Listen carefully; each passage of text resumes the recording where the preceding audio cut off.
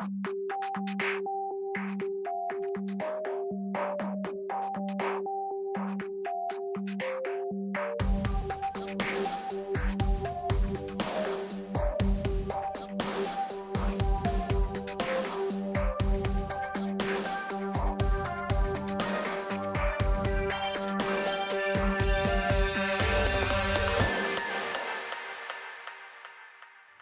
your perspective, the men's makeup, do you you've sort of said it to us, you feel as though it makes a difference to people? We know it does, yeah, because we didn't really invite feedback, but because of the nature of what we do, it's not something that guys are going to go down the pub and say, oh, can you recommend a good concealer, because it just ain't going to happen, not this century. I think men will always be men, and we're not trying to emasculate them. All we're trying to do is just give them a choice to be able to, add some into their grooming regime, really. And we're not saying it's the right thing or the best thing, it's giving them the option. But because of what we do, we had to do two different things. One was to figure out that they have no one to ask, so the website has to be the one-stop shop for information on what products do. If a guy wants to wear mascara, and there are guys who want to wear mascara, then how would they know how to put it on? Because I started practicing when I was about 7, because I could, and my friends did, and we just could do that. But if you're a guy that wants to do it, how would you know not to poke your eye out, and how would you know how to not blink and not sneeze, and just this kind of thing from a more practical level, because most of what we sell is really natural looking stuff, I have to say. That was a bit of an exaggeration, but if you don't know that you shouldn't really moisturise just before you put anti-shine powder on because it'll all clog, well, who would you ask? So what we try and do is just make sure that it's a kind of a one-stop shop, a bit of a magazine site, really. And there's a lot of work still needs doing to it. It's still kind of the same site that we built a year ago, and we're moving it on all the time. But so that's the one thing. But again, as a byproduct of that, people quite often just emailed us, and I make myself very visible on the site, and I always try and answer emails personally rather than just from info@. So people know that Claire and Kate, and probably Claire most of all, is the person that they come to.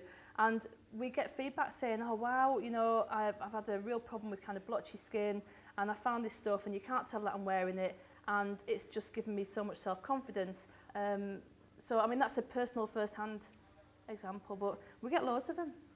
We get lots every week.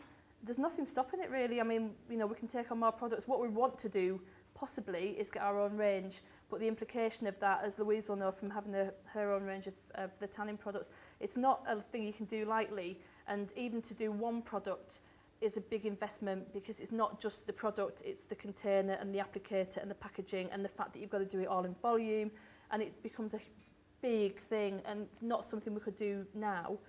We're also looking at expanding and getting more sole distributor rights, but the market's grown with us and the suppliers are growing with us, because there were only 4 or 5 when we started, and we kind of evaluated them and only chose a few of them, but there are more have come on board since. So it will grow, it'll continue to grow. And Mark, I mentioned at the start that you're looking at a product against a service. I mean, why is that important for you to do? And I don't know if you can tell us more about it, but why are you looking to do that? The service-based agency, it's always going to be not a hard life, because I guess the more we build our reputation up, the more client case studies and evidence of value that we're providing to clients. The more we have that, the easier it is to do the business development around the service-based agency. With some of our work within social media, we've seen an opportunity to develop a product which we're trying to push forward as much as we can. So it's a product that we can use for our clients ourselves, but also work with other agencies to sell to their products, to sell to their clients. Sorry. So it makes our job much easier, and it gives us a bit of a foundation to then develop our service-based agency on the back of. In regard to thinking about how we license this, thinking about potential revenue streams from it, thinking about it's much easier, I think, to establish recurring revenue streams on the back of a product than it is from a service. So if we can use our product to be our underlying sort of revenue stream, really we can then put the cream on top of that with our service-based sort of brand agency, if you like.